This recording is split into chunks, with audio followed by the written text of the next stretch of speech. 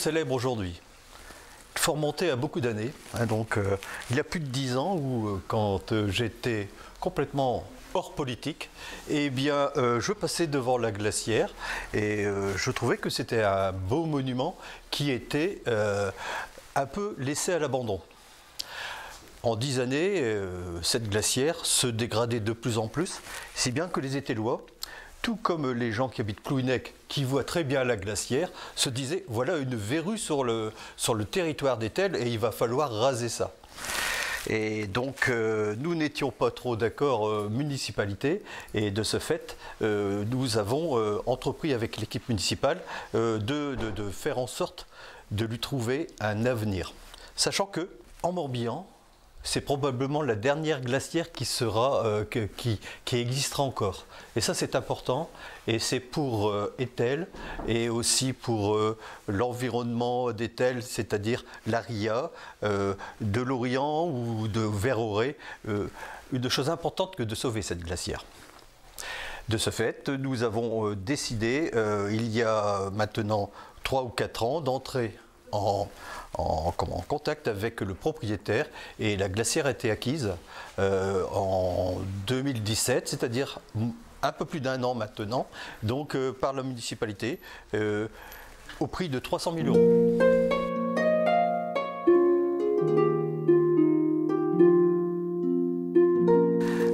Quiberon, actuellement, nous sommes en train de procéder au classement du grand site dunaire. Et le grand site dunaire va être classé prochainement, d'ici une quinzaine de jours. Son président, ici présent, se rendra avec le sous-préfet et quelques maires de notre région à Paris, au ministère de l'Environnement, pour obtenir le label Site remarquable de France.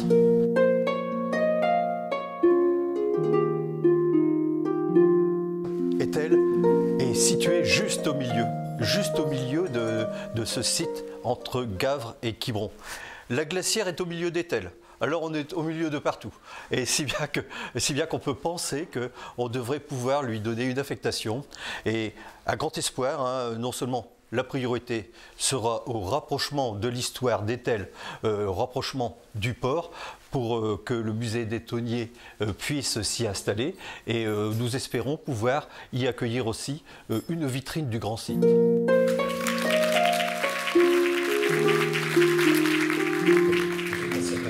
Je voulais vous féliciter pour votre démarche, pour cette glacière, parce que vous en faites parler, vous faites du bruit autour de la glacière, et quand on fait du bruit autour des choses, souvent ça avance. Et sauf que vous le faites de façon intelligente, de façon positive, d'intéresser les gens à son avenir, à ce qu'elle deviendra, le questionnaire que vous avez fait. Je trouve que vraiment c'est une belle idée, un beau rayonnement pour ce bâtiment qui est quand même, tu le disais, qui est quand même très particulier parce que c'est quand même la dernière glacière qui existe dans le Morbihan.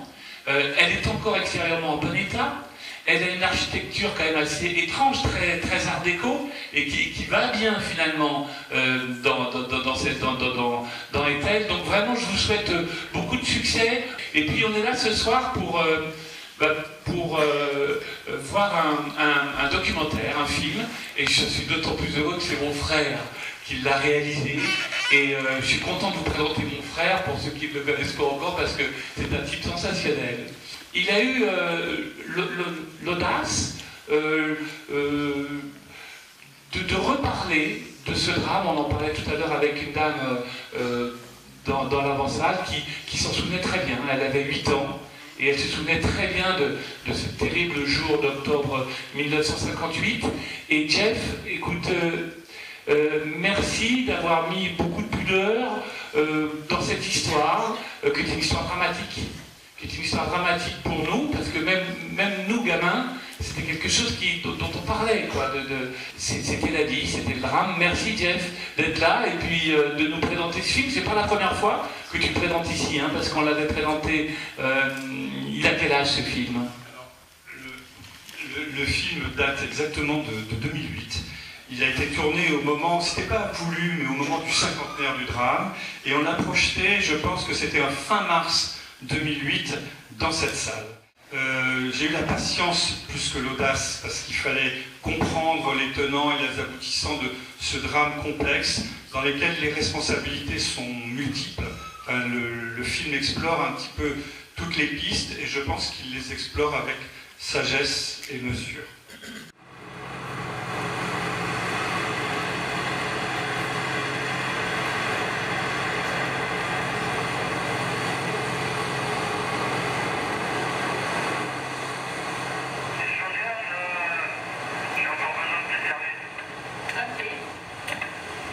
Tu vas comme ça, tu fais attention, il y a un mouvement qui arrive.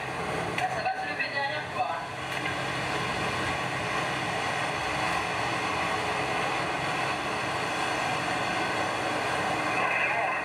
Oui, c'est bien, tu continues comme ça. Voilà, tu vas droit comme ça.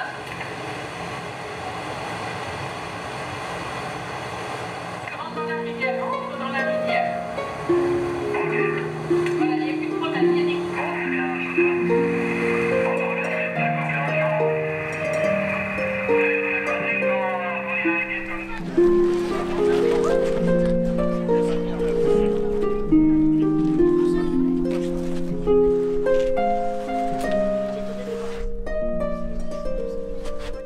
Moi j'étais le dernier exploitant de la glacière pendant une vingtaine d'années. J'étais directeur, je m'occupais de toutes les opérations techniques, la fabrication de la glace, la livraison de la glace, la facturation, tout ce qu'il y avait à faire. Et combien de glace vous faisiez à peu près par an? Alors la production de la glacière d'Hôtel, c'est 90 tonnes du jour. On a monté jusqu'à 120 tonnes, 140 tonnes par jour. Toute la partie basse de la glacière était en stock. On avait à peu près 300 tonnes de glace en stock dans les réserves, ce qui nous permettait, en plus de la production, d'alimenter avec le stock les bateaux et les campings à l'époque, les gens qui en avaient besoin, les légumiers, tous ces gens qui venaient chercher de la glace. Alors la glace pouvait être livrée soit en barre, soit en broyé. Dans des moulots en métal, qu'on l'on voit sur les photos là. Et après, il fallait démouler la glace comme vous démoulez un peu les glaçons dans le bac à glace. On est parti surpris. J'y suis pour rien. Non, non, oui. Vous m'attendez là-haut? Bon, vous voyez que c'est assez brut, hein. Eh bien, aujourd'hui, ce sera plus pour faire de la glace. Les projets, vous les connaissez. Ce sera pour y mettre le musée des tonniers et également, si c'était possible, l'office du tourisme à un endroit plus bas ici, que l'on ne peut pas visiter parce que c'est plein de matériel. Nous avons 3 niveaux et sur les 3 niveaux, il y a 1500 mètres carrés environ. Ici, ce serait le niveau à répartir entre le musée des tonniers et également une vitrine du grand site dunaire. En fait, monsieur me pose la question, est-ce que le dôme doit être conservé? Les ABF, l'architecte des bâtiments de France, sont dans le projet avec nous. Et de ce fait, il est nécessaire que nous conservions les bâtiments en l'état. Et tout ça, ça fait que ça nous permet aussi d'aller à la pêche subvention. Voilà. Exactement. Si on a l'appui des ABF, ça c'est une chose essentielle. Mais on travaille avec eux. Oui, oui.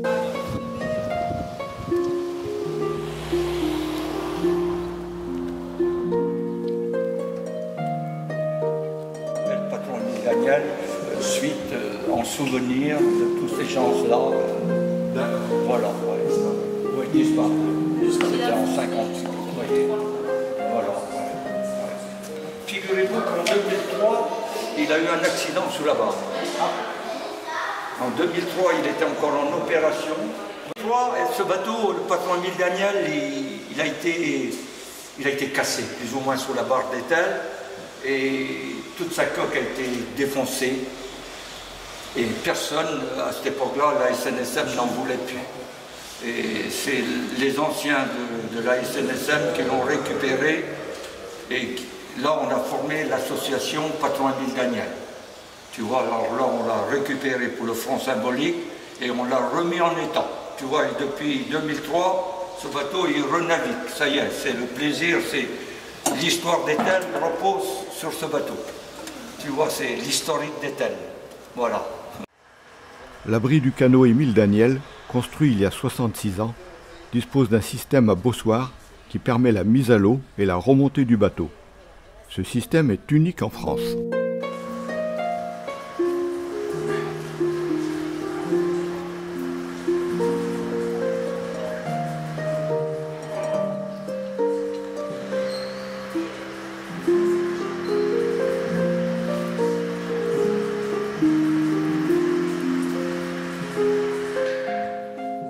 En 1932, à Concarnois, Louis Krebs et Henri Alliot vont présenter un prototype de chambre froide chargée de glace. C'est un dispositif qui était subventionné par la CRI du thon local.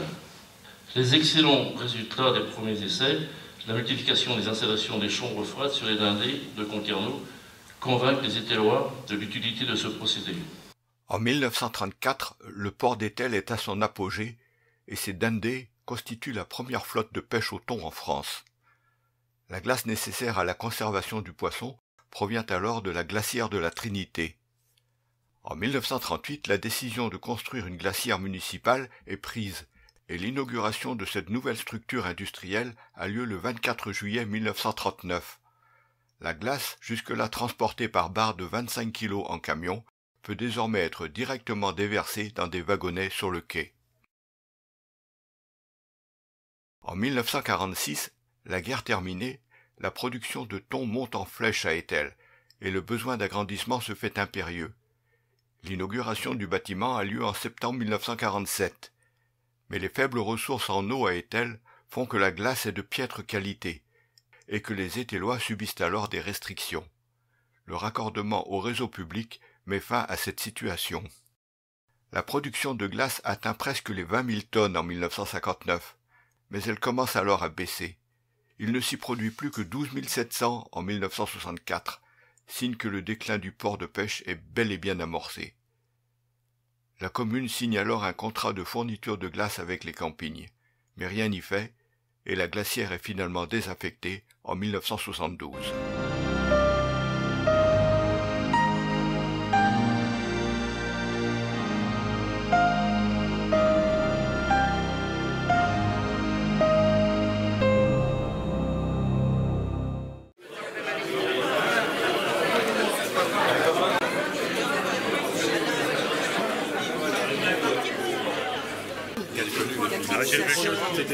Va le chercher. Non.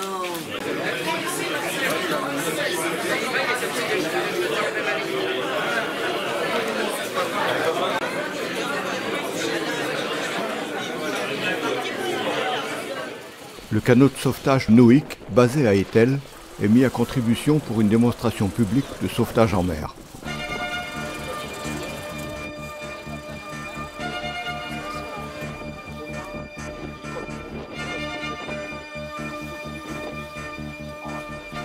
Un volontaire n'hésite pas à se jeter à l'eau et à attendre l'arrivée des sauveteurs.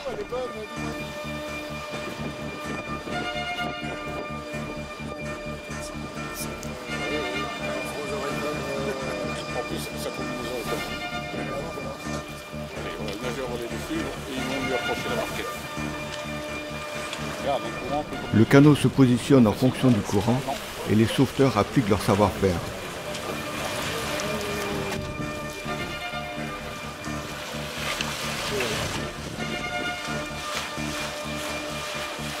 Tomber avec le vent comme ça, parce qu'il sait que eux, de toute façon, ils sont sujets qu'avec le courant, donc ils vont dériver avec le courant sur le bateau.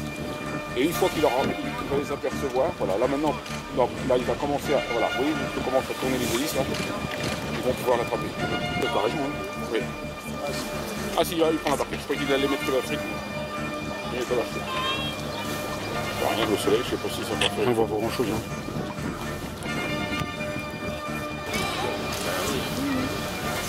Alors l'avantage de faire avec la barquette, c'est que si jamais on a une pratique là, on va pouvoir le mettre.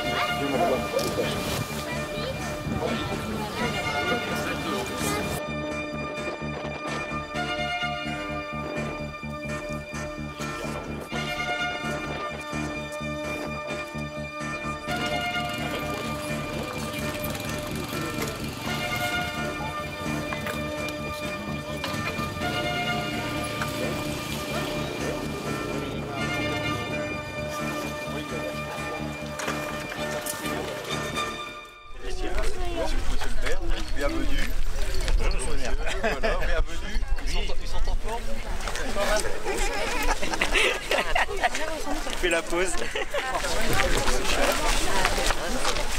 Toujours dans le but de sensibiliser le public à la sécurité en mer, un exercice de sauvetage par chien de race Terre-Neuve a été présenté sur le plan d'eau devant une assistance nombreuse.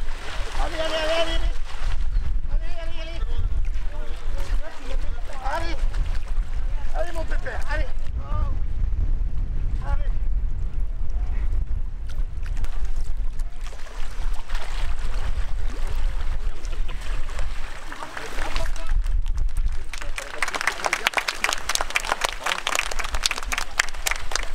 L'association Bretagne Terre-Neuve Sauveteur est venue avec plusieurs animaux spécialement dressés, qui d'ailleurs par instinct se jettent à l'eau et ramènent à terre tout ce qu'ils y ont trouvé.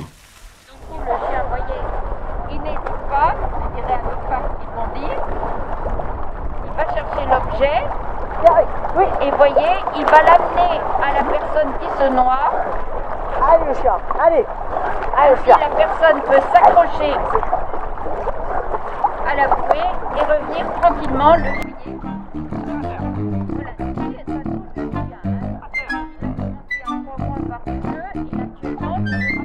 À la bouée et revenir tranquillement, le chien va servir de moteur et ramener cette personne qui est en difficulté. Et il lâche. Bravo. Et bravo à son maître.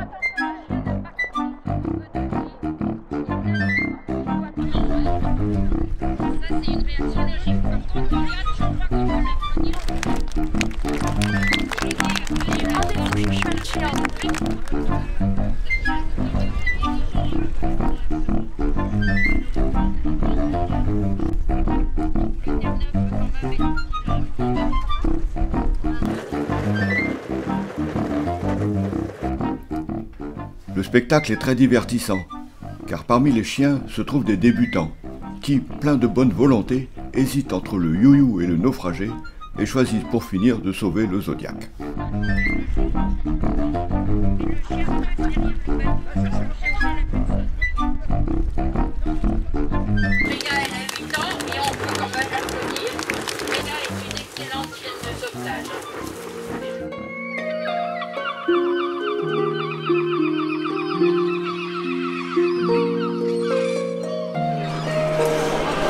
Ça y est, je suis là. Actuellement, je suis donc sur un bateau qui s'appelle la Louise, qui est à quai là-bas, qui est un bateau d'expédition polaire. Alors tout le monde me demande si c'est des expéditions scientifiques ou autres. Non, non, c'est des expéditions pour vous tous. Alors le petit truc, pourquoi il y a une photo derrière moi, c'est parce que quand j'étais jeune, je faisais de la course au large et ils ont ressorti une vieille photo d'il y a longtemps. Mais oui, le petit bonhomme en jaune, c'est bien moi. Ouais. On sait où aller, à quelle période, ce qui est intéressant, ce qui est moins intéressant. On sait aussi ce qui plaît, ce qui ne plaît pas. Et on essaye chaque année de créer une nouveauté. Je suis en train de monter. Vas-y, madame. Aussi, mais non, ça ressort pas. C'est pas. Hein? Ce serait mieux des photos, quasiment.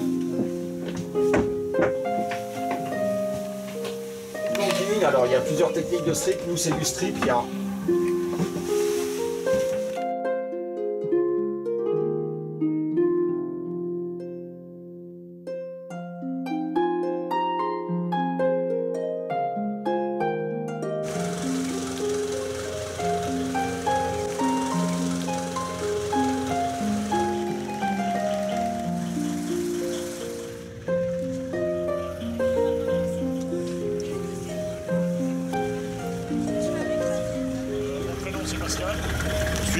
c'est Benoît. On va vous demander proposerai de faire ce que vous avez fait jusqu'à présent, c'est-à-dire de vous asseoir au temps du décollage et au même temps pour l'atterrissage. Vous verrez qu'on n'arrivera pas d'ici. Vous vous installez, vous vous posez, vous laissez le pont libre pour manœuvrer.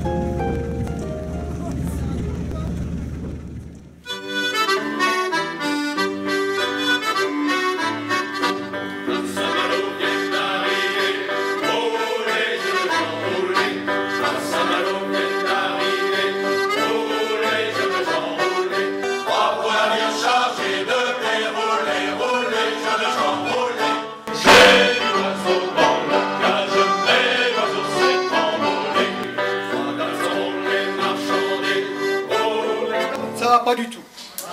Ça ne va pas du tout. Vous êtes venus pourquoi, vous? Ils sont feignants un peu, hein. Vous allez reprendre le refrain avec nous, vous allez voir, c'est très simple. Hein. J'ai oublié. C'est comment déjà?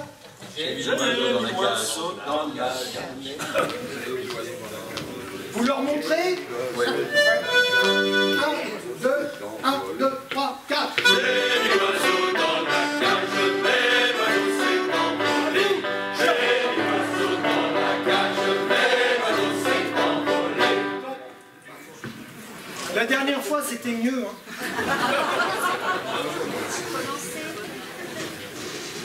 Vous leur remontrez? Oui. Attention, hein. J'ai du oiseau dans la cage, je mets l'oiseau s'est envolé. J'ai du oiseau dans la cage, je mets l'oiseau s'est envolé. C'était mieux là. Oui. D'accord.